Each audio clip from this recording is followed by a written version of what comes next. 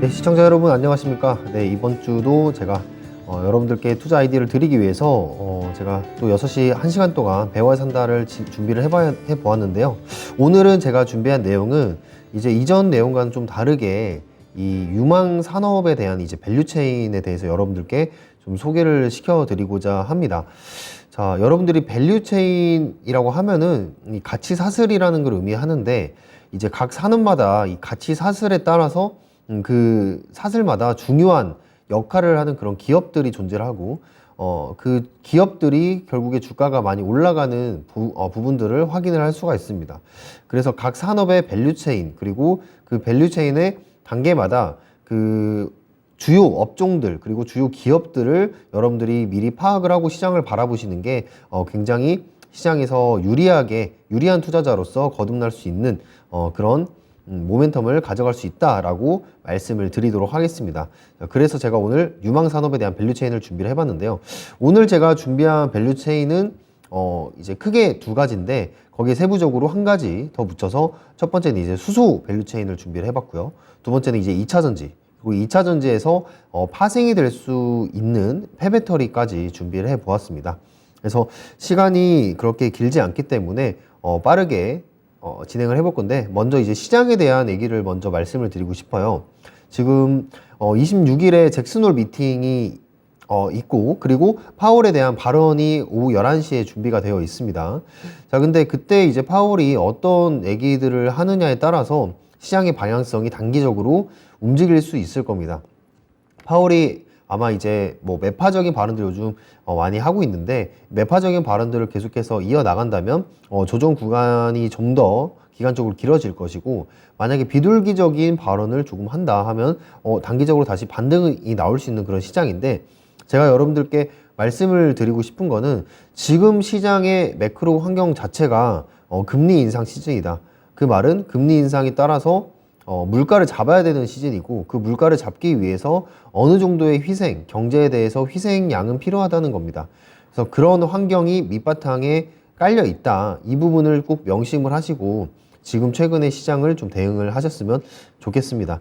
그래서 8월 한 달 동안 단기적으로 반등이 나올 수 있다라고 말씀을 많이 드렸었는데, 지금 말이 갈수록 8월이 끝나갈수록 다시 조정 구간에 들어서는 모습을 보여주고 있죠.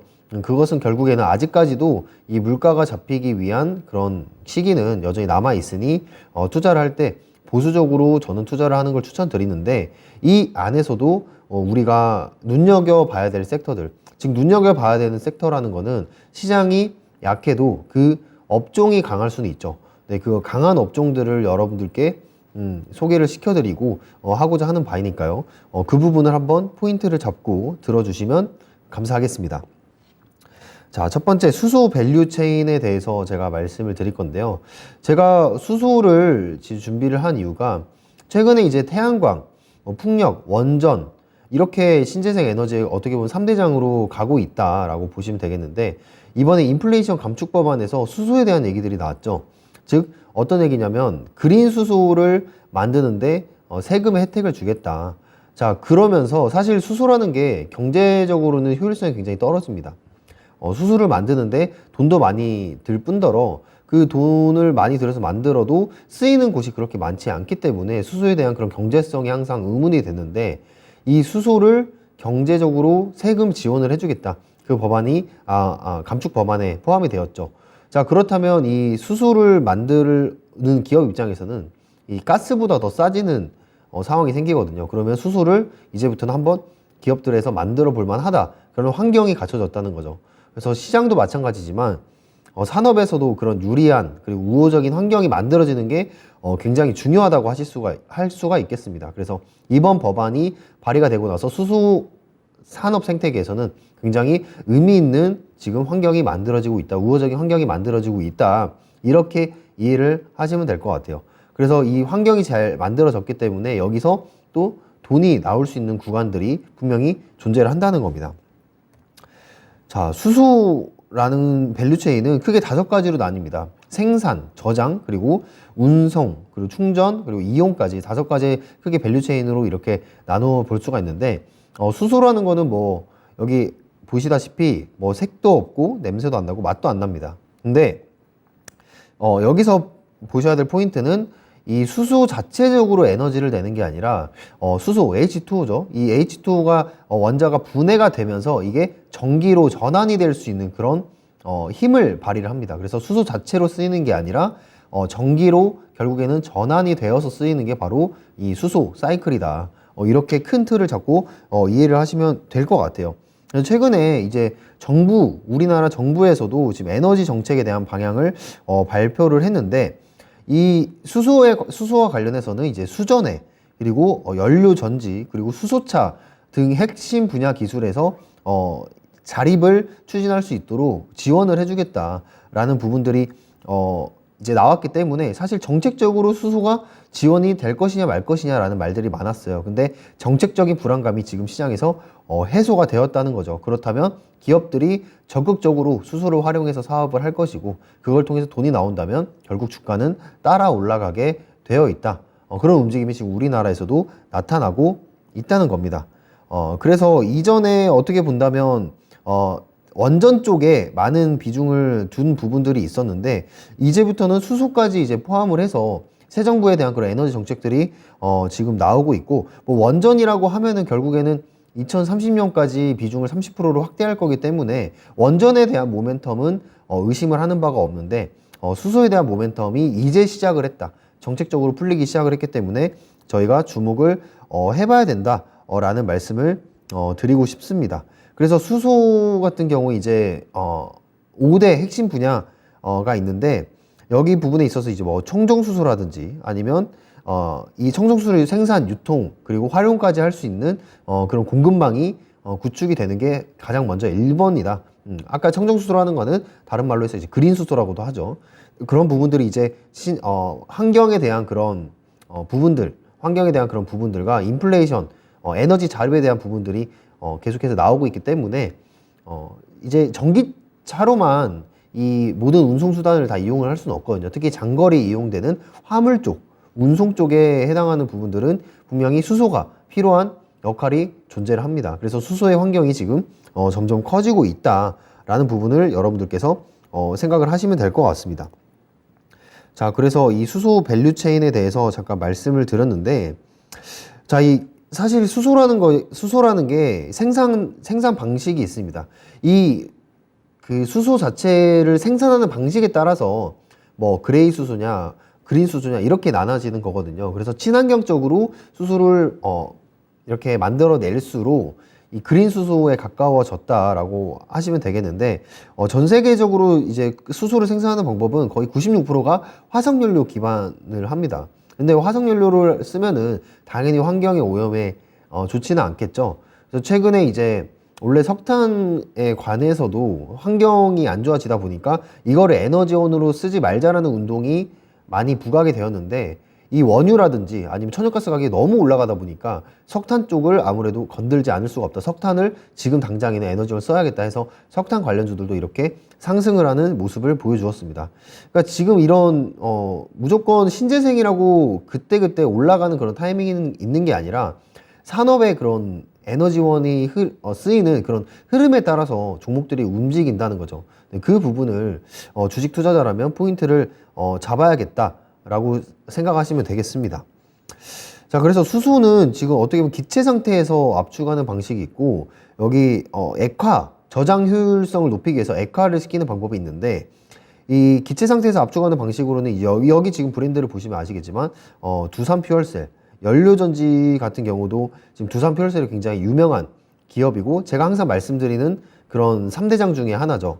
이 하나에어로스페이스가 이제 한국항공우주와 방산의 최고봉이고, 그리고 원전 쪽으로는 두산 에너빌리티, 그리고 수소 쪽으로는 저는 항상 두산 퓨얼셀을 여러분들께 강조를 드리고 있습니다. 즉, 이 연료전지 부분에 있어서는 이 두산 퓨얼셀의 기술력이 굉장히 하이엔드이다. 이 부분을 한번 짚고 넘어가는 부분이고요. 자, 그리고 지금 여기 보시면 파이프라인, 그리고 튜브 트레일러, 그리고 수소 탱크, 세 가지의 방법으로 어떻게 보면 수소를 운송한다고 생각을 하시면 되겠는데, 뭐 이 부분에 대해서는 그냥 참고만 하셔라. 파이프라인이라는 거는 말 그대로 이제 강간 제품을 이용을 해서 그쪽을 통해서 이제 수소를 움직이는 걸 의미를 하고, 뭐 수소 탱크는 이제 자동차, 수소차를 이용해서 수소 탱크를 달린 차를 이용해서 운송하는 방법. 그리고 튜브 트레일러 같은 경우에는 이제 튜브로 된 그런 철도를 깔아서 그쪽에서 이제 운송하는 방법이 있는데, 결국에는 이 밸류 체인이 형성이 되는 데 있어서 운송적인 부분은 지금 아직 수소의 생태계가 구축이 아직 멀었기 때문에 운송 부분은 이따가 나중에 좀 체크를 해봐도 문제가 없다 라는 부분. 그래서 수소는 일단은 연료 전지 쪽, 그리고 수소를 직접 생산을 해내는 그런 1차원적인 그런 기업부터 밸류를 살펴봐야 이게 순환적으로 나중에 이제 이게 주식이라는 게 이제 돈이 돌겠죠. 그래서 수소에 대한 그런 생태계가 아직 구축되기 전이기 때문에 운송에 대한 부분은 그냥 이런 게 있구나 정도만 체크를 하시면 되겠습니다. 자, 그래서 현재 지금 수소 자동차 같은 경우에는 사실 수소 자동차가 그렇게 많이 보이지를 많이 못 보셨을 거예요. 수소 자동차는 뭐 생각나는 게 딱 넥소 뭐 이 정도 하나 정도밖에 없을 텐데, 지금 수소에 대한 그런 자동차의 보급을 이뤄내기 위해서는 결국 인프라가 필요하죠. 그 인프라라는 건 뭡니까? 바로 이제 수소 충전소가 많이 필요하게 되고, 수소를 만들어내는 그런 기업도 많이 생겨야 되는데, 제가 아까 말씀드렸던 것처럼 경제적이지 못해요. 기업이라는 게 뭡니까? 돈을 이렇게 벌기 위해서 기업 활동을 하는 건데, 수소를 만드는 기업들이 쉽게 말해서 마진율이 그렇게 좋지는 않다는 거죠. 근데 이번에 이제 IRA 감축법 안에서 수소 경제에 대한 그런 지원법들 나오고 있고, 우리나라 정부에서도 수소법에 대한 그런 개정들이 들어가고 있기 때문에 이 부분에 대해서 이제 경제성이 이제 확보가 될 수가 있다. 그러면 우리는 이제 수소의 밸류 체인을 쳐다봐야 될 때가 왔다라는 말씀을 드리는 겁니다. 그래서 지금 현재 사실 수소를 생산을 해내는 이유가 친환경 산업으로 가기 위해서 수소를 쓰는 건데, 지금 현재 친환경적인 수소를 생산하는 비중이 5% 이하예요. 즉 뭐냐, 아까 화석연료로 한 96% 이상이 생산이 된다고 했죠. 그러면 이 생산되는 그 자체가 환경적으로 친환경이 될 수가 없죠. 근데 지금 현재 이 부분에 있어서 이거를 비중을 높여갈 거기 때문에 이 그린 수소를 만드는 데 있어서 비용을 지금 어느 정도 국가에서 지원을 해준다 라는 겁니다. 그래서 이 부분이 정책적으로 완전히 정착이 됐을 때 아마 이미 그때는 이 수소 관련주들의 주가가 많이 높아져 있지 않을까. 그래서 지금 정책이 시행이 되려고 하는 이런 단계 때부터 우리가 수소 밸류체인에 대해서 미리 공부를 해놓고 우리가 매수할 종목을 미리 골라놓는 게 저는 굉장히 중요한 포인트다라고 생각을 합니다. 그래서 제가 저번 시간에도 말씀드렸지만 이 산업의 매크로 환경이라는 게 굉장히 중요하거든요. 그 매크로 환경을 아셔야만 이 앞으로 뭐 예를 들면 자동차 업계 아니면 플랫폼 업계 이런 업계 산업에서 앞으로 어떤 곳에 돈을 투자를 할 것인지, 그리고 이게 어떻게 돈을 벌 것인지를 파악을 할 수 있기 때문에 그 흐름을 빠르게 이제 쫓아가는 게 중요하다고 생각을 하시면 되겠습니다. 그 흐름의 시작점이 가장 큰 게 이제 국가적으로 그런 사업들을 하고 정부적으로 사업들을 하는 게 가장 크기 때문에 그 부분을 제가 정책적인 중요성을 굉장히 빠르게 말씀을 드렸다. 이 부분을 말씀드립니다. 네, 아까 말씀드렸던 이 원리입니다. 이 수소가 바로 곧바로 쓰이는 게 아니라 전기 에너지를 발생을 시켜서 전환을 시키는 그런 부분들이 있는데, 어쨌든 이 전기로만 이 운송 수단을 모두 다 커버가 안 되기 때문에 화물이나 트럭 쪽은 수소 쪽이 무조건 써야 된다. 즉 제가 항상 주식시장에서 말씀드리고 싶은 부분은 이 미래의 산업이 어떻게 변할 것인가, 미래 산업을 구성하는 구성 요소를 발견을 해내는 게 굉장히 중요하다고 생각을 해요. 근데 여러분들도 이제 아시다시피 사실 10년 전까지만 해도 전기차라고 한다면 전기차가 얼마나 다니겠어라고 하지만 지금 어떻습니까? 전기차 시장 굉장히 좋죠. 이 좋다는 거는 전기차로 결국 100% 바뀐다는 게 사람들의 인식에 지금 똑똑히 박혀 있다는 거예요. 자, 근데 그때는 이미 투자적으로 늦었을 수도 있다. 왜냐면 이미 지금 상황에서는 뭐 2차전지 소재라든지 배터리 업체라든지 모두 다 고밸류에이션을 받고 있는 상황이기 때문에 그 시작 단계에서부터 투자를 하시는 게 여러분들에게 유리하고 중요하다라는 말씀을 드리는 겁니다. 그래서 제가 이따가 준비를 했지만 폐배터리도 굉장히 중요한 산업의 역할을 하기 때문에 폐배터리도 그 안에서 템베거 종목들이 굉장히 많이 나올 수 있는 산업이다라는 말씀을 일단 드리는 거고요. 그래서 수소도 마찬가지로 지금 수소 산업의 로드맵을 보시면 2015년에는 불과 240만 톤이었어요. 근데 2050년에 1690만 톤. 굉장히 많이 생산이 되고 성장을 할 수 있는 그런 수요가 많이 일어날 수 있는 산업이라는 거죠. 그래서 이런 산업들은 미리미리 우리가 알아놓고 공부를 해놓는 게 굉장히 중요하다라는 부분입니다.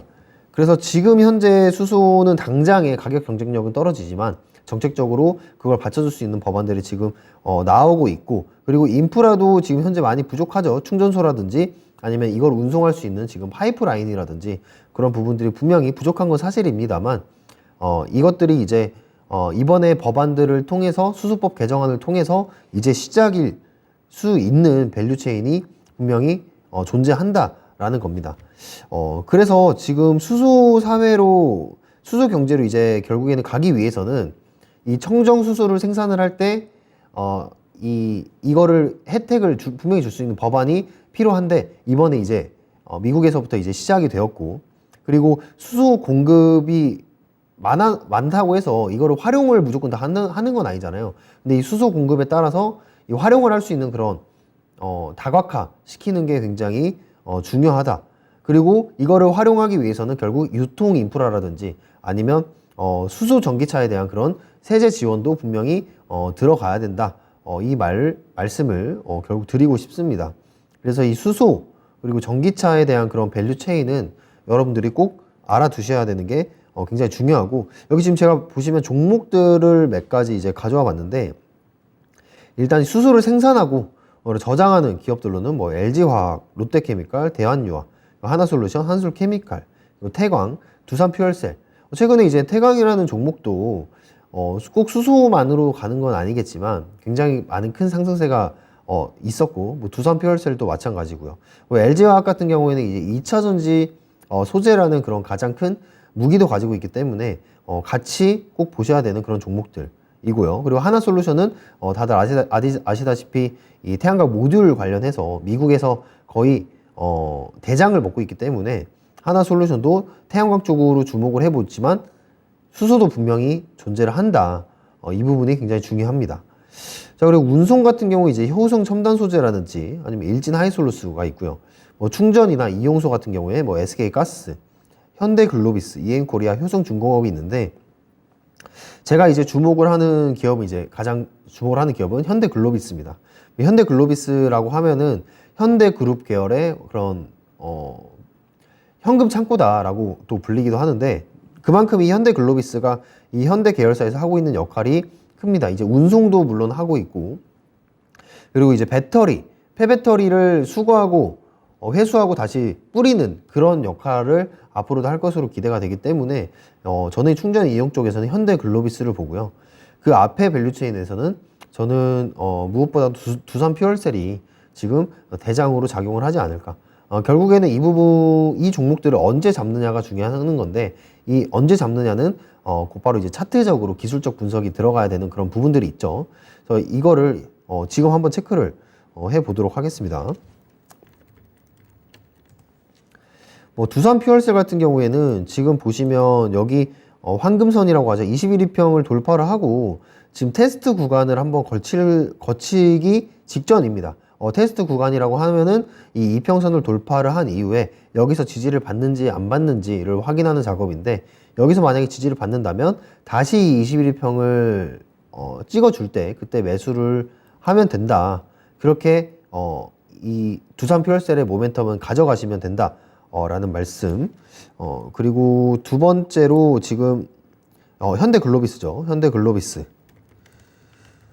현대글로비스도 보시면 지금 이 앞전에 거래량이 이렇게 어마어마하게 터진 이후에 주가가 한번 상승하고 지금 다시 한번 주가가 조금씩 우상향 하다가 다시 횡보하는 모습을 보여주고 있는데, 현대글로비스는 지금 현재 이평선들을 다 위에 놔두고 있는 상황입니다. 그 말은 뭐냐면 지금 이 이평선들을 돌파해내기 위해서, 매물대를 소화해내기 위해서 힘이 굉장히 많이 필요하다는 말이죠. 그리고 이 매크로 환경, 자동차의 매크로 환경을 살펴보자면 전기차로서의 성장성은 확실하지만 아직 전기차의 그 세제 혜택, 이번에 이제 감축 법안에서 나왔던 그런 세제 혜택이 미국 내에서 생산한 전기차와 소재, 배터리 소재만 우리는 세제 혜택을 주겠다라는 말 때문에 지금 자동차 업종에 비상이 걸렸잖아요. 물론 지금 뉴스 플로우를 보시면 현대차라든지 기아에서 발빠르게 대응을 하고 있으나 우리가 굳이 이 글로벌 완성차 업체, 즉 제가 말하는 완성차 업체들은 한국의 이제 현대차나 기아를 지금 우리가 굳이 이렇게 매매를 할 필요가 있을까?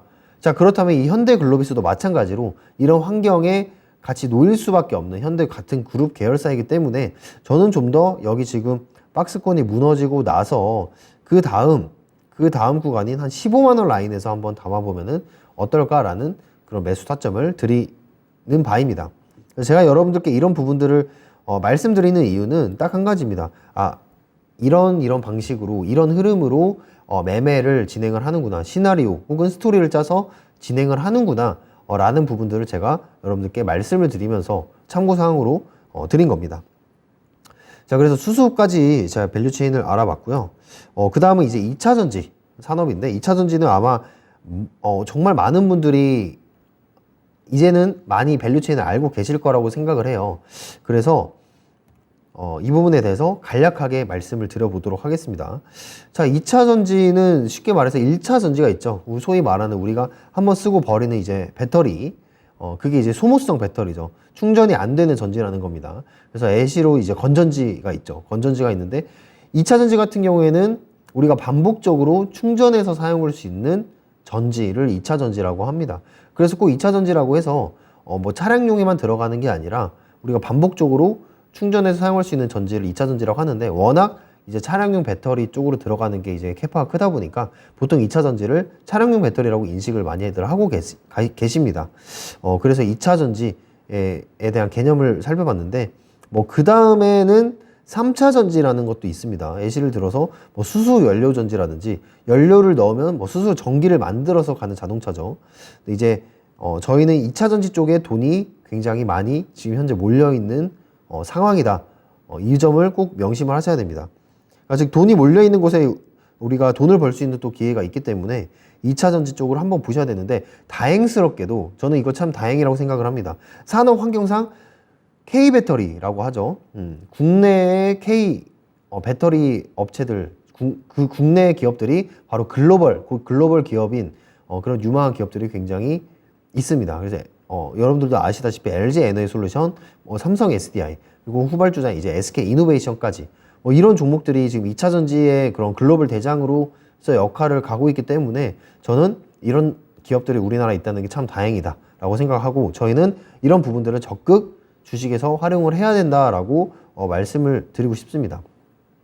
그러니까 물론 개별 종목에 대한 그런 매도를 하는 것도 좋은데, 우리나라에서 강세를 보이고 있는 그런 기업, 2차 전지가 있고, 그리고 최근에는 방산 쪽도 다시 K방산이라는 용어가 탄생을 하면서 가성비와 기술력을 모두 갖춘 K방산, 이쪽도 있고요. 그리고 엔터 굉장히 강하죠. K팝.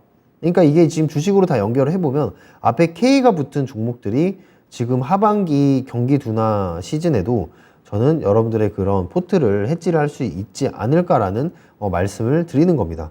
그래서 굳이 막 돈이 없는 곳에서 매매를 하지 마시고 돈이 몰려 있는 그런 곳에서 매매를 하시는 게 여러분들이 포인트를 잡는 게 굉장히 중요하다.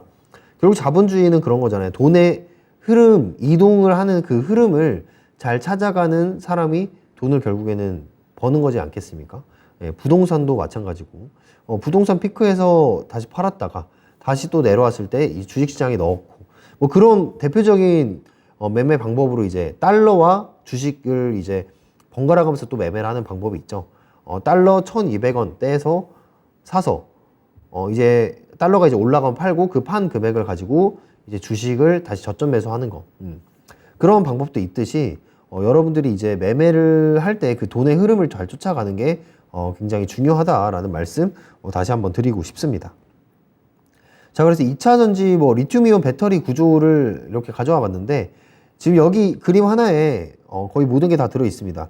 양극재 그리고 음극재, 플러스 마이너스죠, 말 그대로. 이 양극재, 음극재가 있고 그 사이를 이렇게 막아주는 분리막이라는 게 있는데, 여기 지금 이 분리막 활동이 되어야, 잘 기능이 작성이 되어야 화재가 나지 않고 방전이 되지 않기 때문에 이 부분에 있어서 분리막에 대한 역할도 굉장히 중요하다 보실 수가 있습니다. 그래서 그냥 간단하게 말씀드리면 원리는 뭐냐면 이 분리막 사이에 이 작은 구멍 사이로 이 양극재와 음극재가 돌아다닙니다. 돌아다니면서 이 에너지를 만드는데 이 에너지가 이제 이 이동을 통해서 결국 만들어지는 것이죠.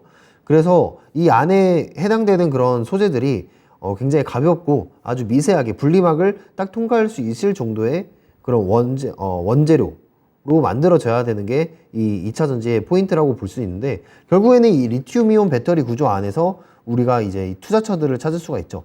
양극재, 음극재, 분리막, 전해질, 그 회사들, 그걸 만들어내고 있는 회사들이 나중에 결국에는 다들 성장을 할 것이다 라는 겁니다.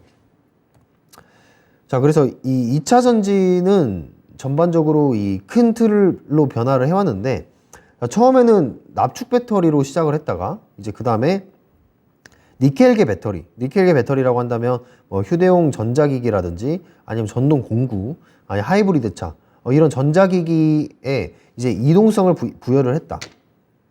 즉 납축 배터리일 때는 그냥 고정시켜 놓고 쓸 수밖에 없었는데, 니켈계 배터리부터 이제 이 배터리를 이동을 하면서 우리가 이 전자기기에 이동을 할 수 있는 그런 부분들을 기능을 부여를 했다는 거죠.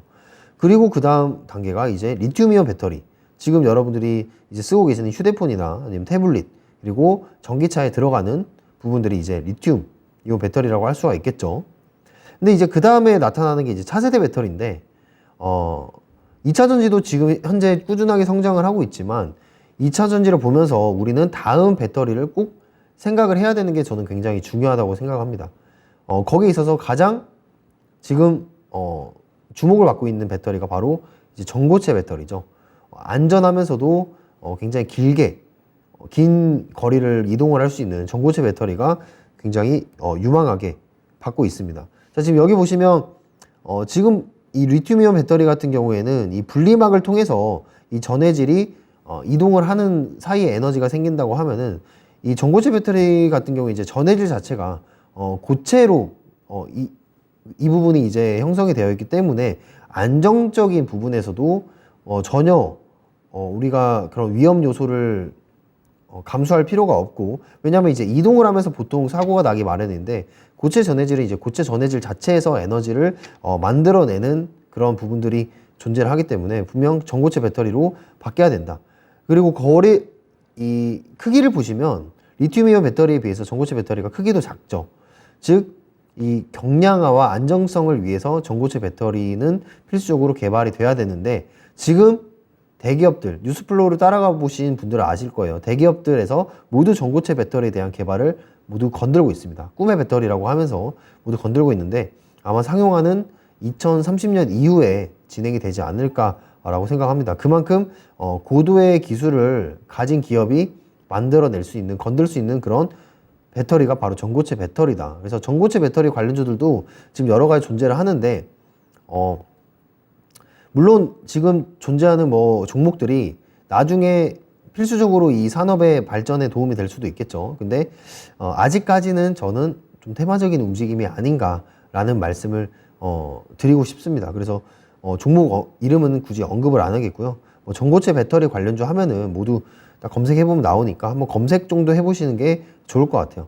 근데 지금 현재 실제로는 카이스트라든지 대학교 그런 연구진에서 전고체 배터리를 개발을 하고 있고, MOU를 체결해서 이 기업과 뭔가 실험 장소를 제공한다든지 그 정도로 지금 움직이고 있기 때문에 아직 전고체 배터리 시장은 좀 들여다볼 곳은 아니다. 하지만 우리가 관심을 가지고 전고체 배터리를 만들어낼 수 있는 그런 기술력을 가진 기업은 어딜까?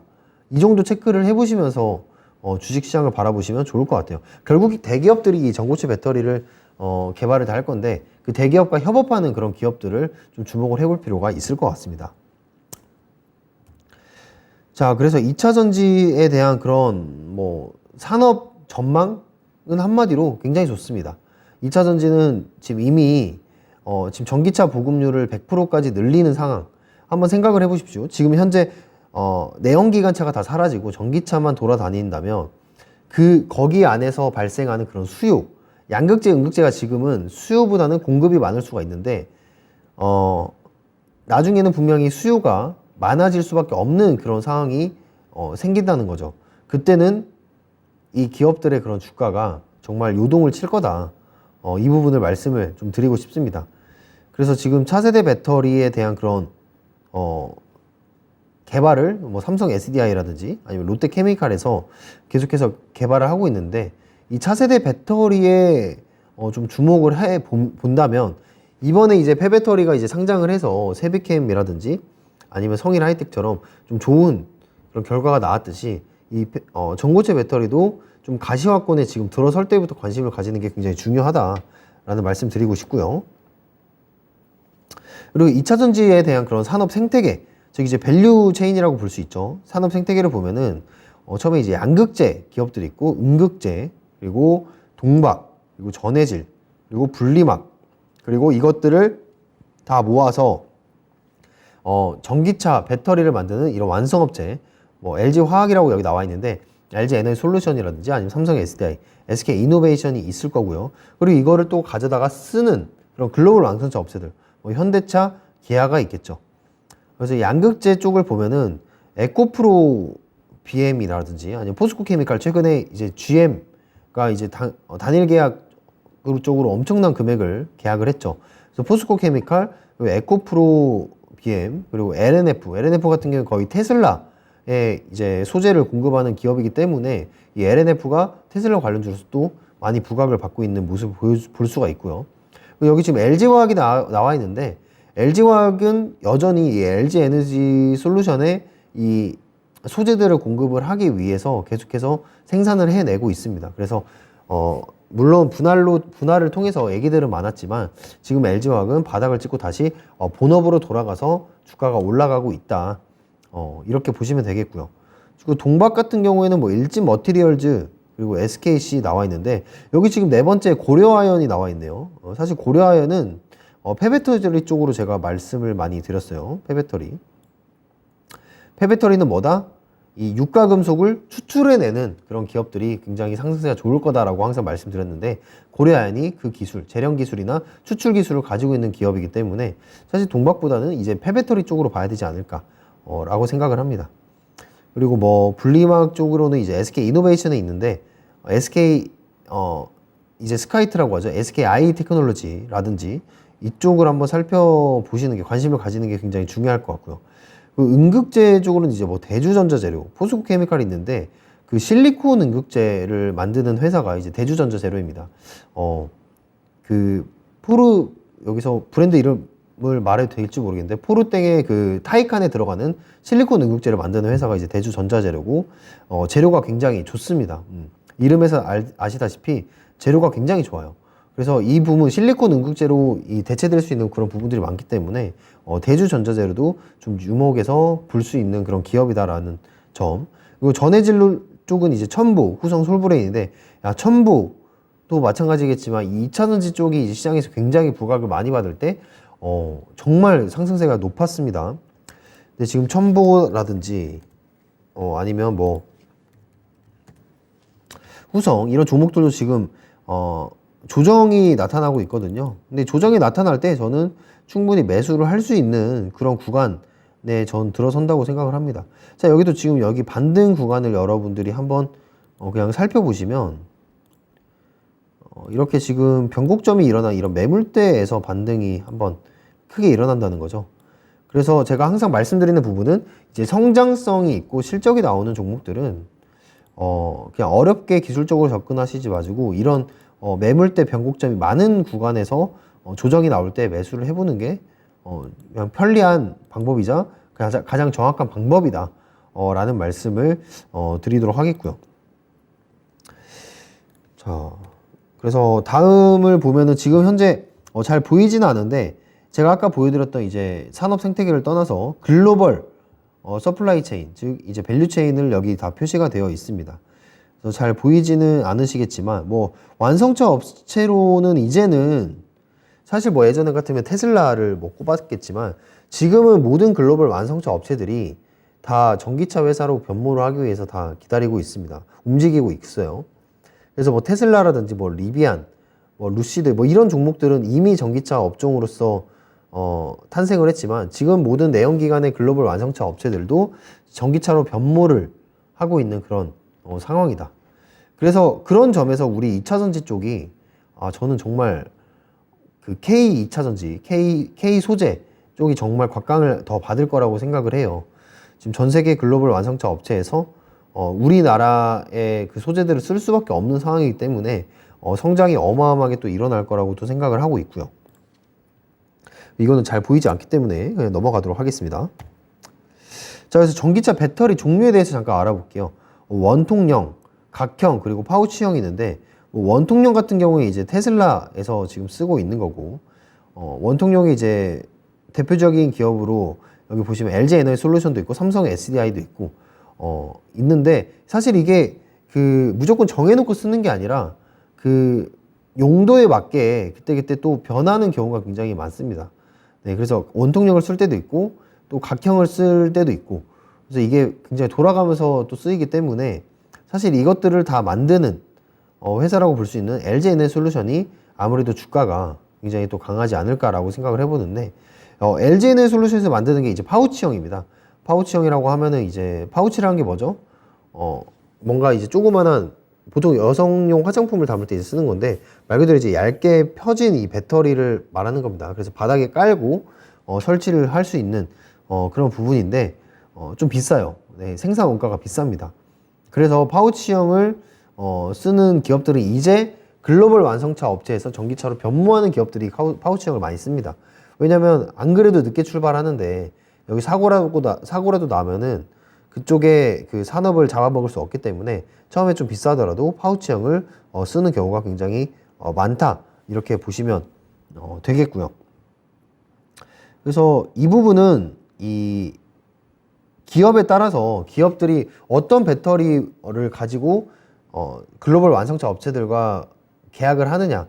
지금 무슨 말이냐면은 뭐 테슬라는 이미 뭐 너무 유명하기 때문에 예를 들면 뭐 벤츠라든지 뭐 폭스바겐, BMW 이런 기업들이 예를 들면 각형을 제대로 이제 100% 쓰도록 하겠다 하면은 각형 배터리를 만드는 기업들이 올라갈 것이고 그 각형의 케이스라든지 아니면 그 하단으로 내려왔을 때 그걸 만들어내는 그런 아래 하단 업체들 있잖아요.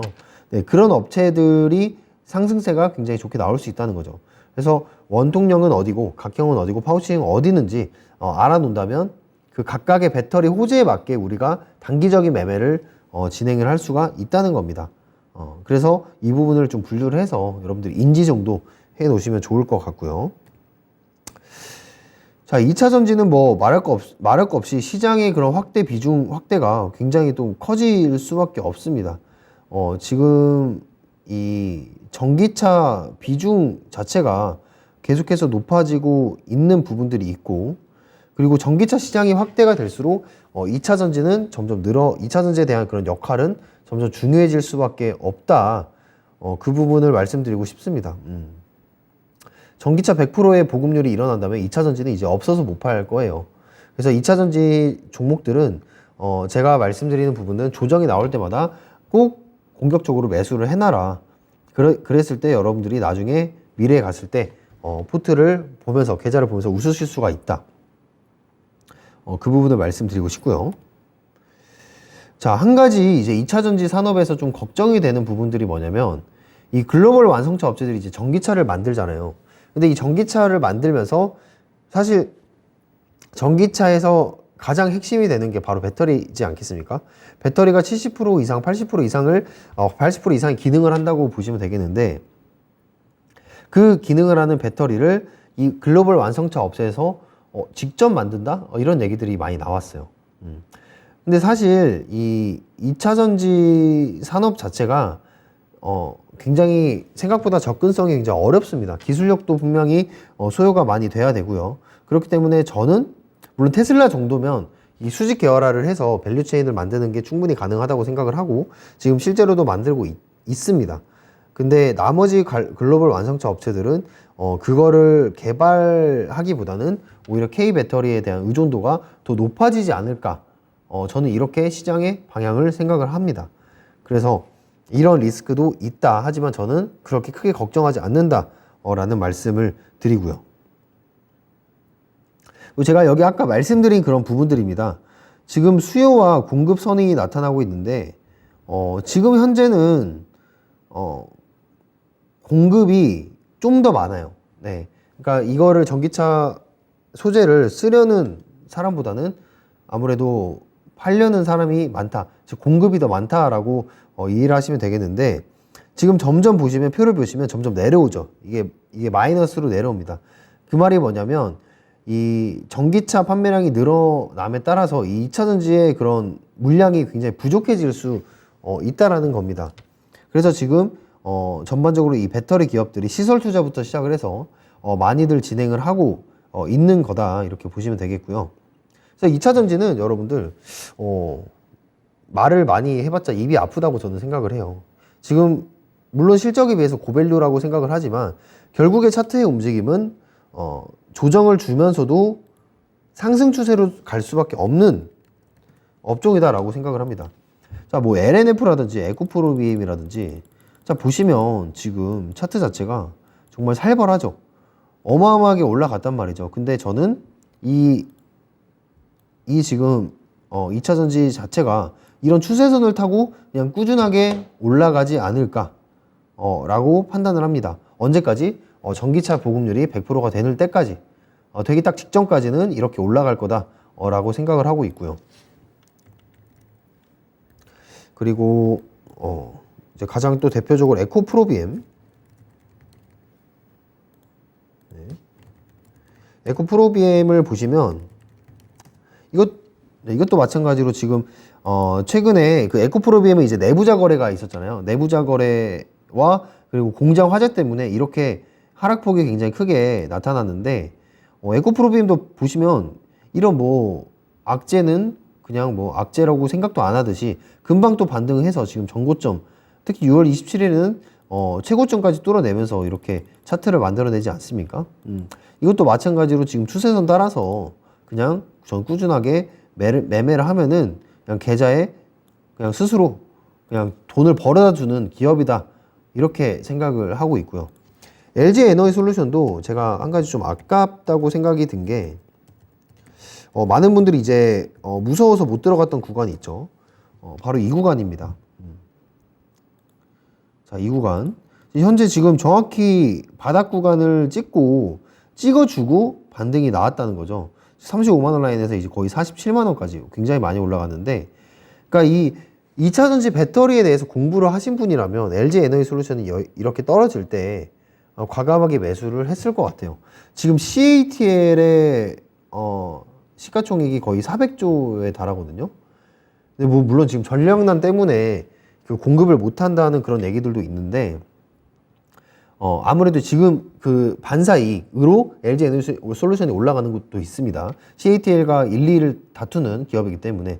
근데 LG 에너지 솔루션이 지금 100조입니다. 103조, 정확히 103조 5천억 정도 되는데 CATL과 비교를 해봤을 때 거의 300조, 200조가 부족하다는 거죠. 갭 차이가.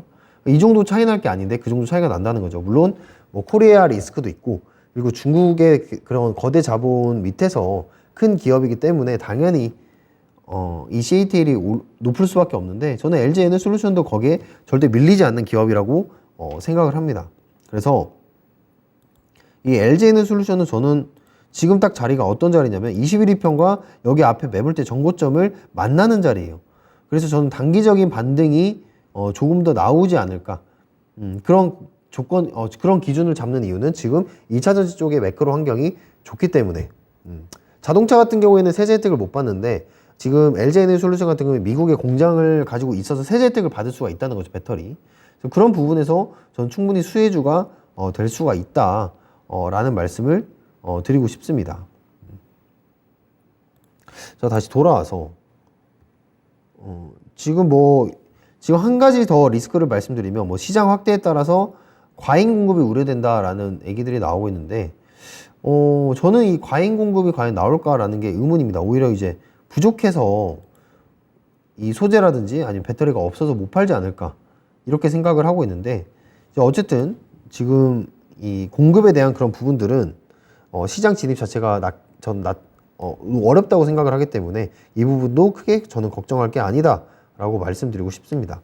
근데 여기 보시면 2차 전지가 생산 노하우도 많이 있어야 되고 이 가동률, 즉 공장 돌아가는 속도도 빨리 늘어나야 되는데 이 공장을 증설하는데 최소 1년이 걸린단 말이죠. 기술력과 그런 인력이 있어도 1년 정도 소요가 되기 때문에 1년이면은 전기차 시장에서는 어마어마한 변화가 일어납니다. 그래서 진입 자체가 굉장히 지금 어렵다라는 부분이고, 지금 두 번째 뭐 다른 산업에 비해서 과잉 공급 우려가 작다.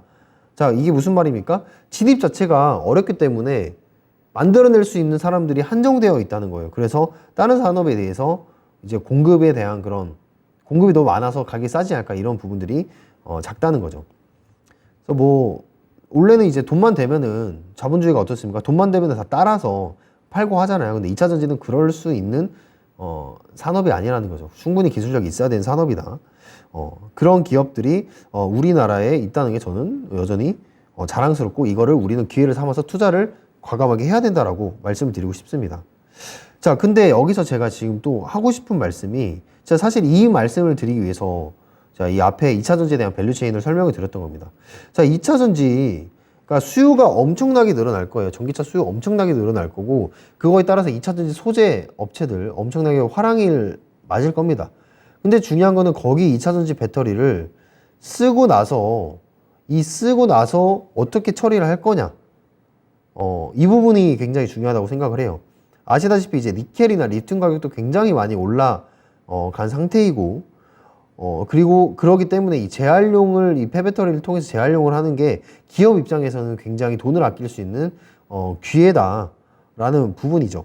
그래서 저는 이 미래산업 폐배터리 쪽을 꽂았는데, 보시면 지금 이 수치에서도 보시다시피 2020년 기준으로 거의 272배, 30년까지 272배의 성장을 할 수 있는 분명히 그런 기회다, 기회의 땅이다. 라는 부분, 저도 너무나 공감하는 말이고요. 제가 폐배터리를 매일매일 또 강조드린 수밖에 없는 이유가 시장 자체의 규모가 너무 커질 수밖에 없다. 전기차가 많이 팔리고 많이 돌아다니고 배터리가 많이 나올수록 폐배터리 시장은 계속해서 성장을 해야 된다. 그 부분을 말씀을 드리고 싶습니다. 최근에 아시다시피 이제 성일하이텍이라든지 아니면 세비캠이 연이어서 이제 기업 공개에 성공을 하면서 주가 상승세가 굉장히 좋고, 특히 세비캠이 굉장히 또 높게 주가가 올라가고 있죠. 뭐 성일하이텍은 우리나라 기업이라고 말하기 좀 그렇습니다. 그냥 글로벌 기업이라고 생각하시면 돼요. 폐배터리 쪽으로 글로벌 기업이고, 이 성일하이텍이 지금 가지고 있는 그런 기술력을 본다면 정말 좋다.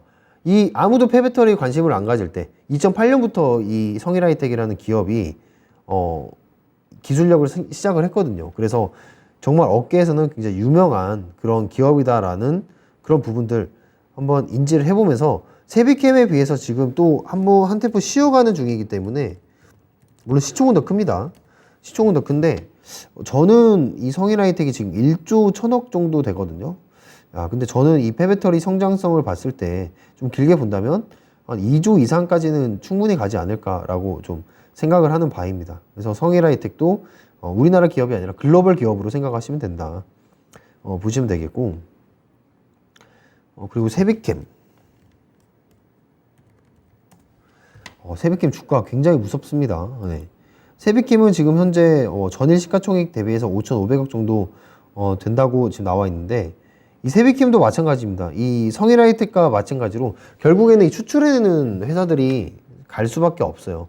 나머지 뭐 영화테크라든지 아니면 뭐 MPC, 뭐 파워로직스 이런 종목들도 굉장히 좋을 수는 있겠죠. 하지만 이 폐배터리 쪽은 결국에 이 시장에서 유가금속을 추출해내는 그런 기업들이 결국에는 승리를 하게 되어 있다. 이렇게 생각을 하시면 될 것 같습니다. 그래서 결국에 이 폐배터리도 마찬가지로 이 배터리라는 것 자체가 이제 10년 정도 쓰면은 효율성이 한 70% 정도로 떨어지거든요.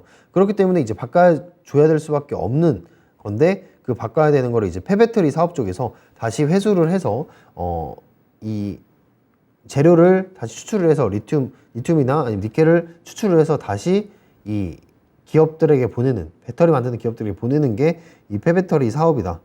근데 결국에는 이 미래의 전기차 보급이 100%로 성장을 해야 되기 때문에, 전환이 될 거기 때문에 당연히 성장을 할 수밖에 없는 기업이라고 생각을 하고요. 그리고 특히나 이제 최근에 러시아 우크라이나 전쟁이 나오면서 사람들이 이제 원자재에 대한 무서움을 알았잖아요.